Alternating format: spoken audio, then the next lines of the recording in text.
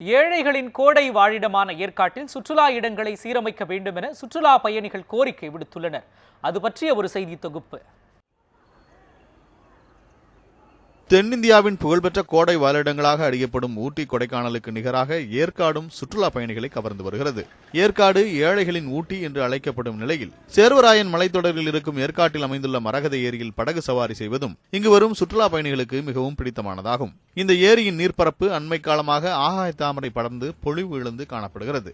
ஏரியையும் படகு இல்லத்தையும் சீரமைக்க வேண்டும் என சுற்றுலா பயணிகள் கோரிக்கை விடுத்துள்ளனர். திருச்சியிலேருந்து வந்திருக்கோங்க. நாங்கள் ஒரு 2 வருஷத்துக்கு முன்னாடி இங்கே வந்திருந்தோம். அப்போ பார்த்தீங்கன்னா நல்லா லேக்லாம் ரொம்ப சுத்தமான இருந்துச்சு. பட் இப்போ வந்து ரொம்ப ஒரு கில்ட்டியாக ஃபீல் பண்ணுற, ரொம்ப ஒரு தண்ணியோட வாசமே ஒன்றும் சரியில்லை.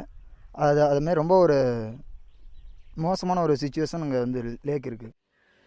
ஏற்காடு ஏரியை ஒட்டியுள்ள ஜெரினா காட்டில் மழை போல குவிந்துள்ள குப்பைகளால் மழை நேரங்களில் ஏற்படும் பாதிப்பு கடுமையாக உள்ளதாக பொதுமக்கள் தெரிவிக்கின்றனர். அவங்களுக்கு வந்து முக்கியமான இது வந்து டூரிஸ்ட் டிபார்ட்மெண்ட். டூரிஸ்ட் வரவங்களுக்கு அந்த போட்டிங் அந்த இது தான் பார்க்குறாங்க. இது வந்து அவங்களுக்கு அத்தியாவசியமாக படுது. அவங்க ப்ராஃபிட் பண்ணணுன்னே தான் பார்க்குறாங்களே தவிர இந்த ஏரியை ஒரு க்ளீன் பண்ணி மக்களுக்கு யூஸ் பண்ணுற மாதிரி எதுவும் பண்ணலாம் அப்படின்னு சொல்லி அவங்க எதுவும் யோசிக்க மாட்டேங்கிறாங்க. அதுவும் இல்லாமல் பார்த்தீங்கன்னா இந்த ஏரியிலேருந்து தான் தண்ணி எடுத்து மக்களுக்கு வந்து சப்ளை பண்ணுறாங்க. அங்கே முன்னாடி அங்கே இருக்குது நீரேற்றும் அறைன்னு இருக்குது. அது பார்த்தீங்களா அங்கேருந்து தண்ணி எடுத்து இங்கே இருக்க ஒரு 10-20 கிராமத்துக்கு வந்து தண்ணி சப்ளை பண்ணுறாங்க. மக்கள் வந்து அன்றாட தேவைக்காக பயன்படுத்துறதுக்காக. அது வந்து இந்த கழிவு தண்ணி கலக்கிறதுனால அதை யூஸ் பண்ணுறதுனால அவங்களுக்கு நிறைய இன்ஃபெக்ஷன்ஸ் வருது. ஏரியை தூர்வார மாவட்ட நிர்வாகம் முறையாக நடவடிக்கை எடுக்காததால் இப்பகுதியைச் சேர்ந்த இளைஞர்கள் சிலர் அந்த முயற்சியில் ஈடுபட்டு வருகின்றனர். தண்ணி வெளியே போகிறதுக்கு, பியூரிஃபை பண்ணுறதுக்கு, சுத்திகரிக்கிறதுக்கு அதுக்கான ஒரு அமைப்பை ஏற்படுத்தணும்.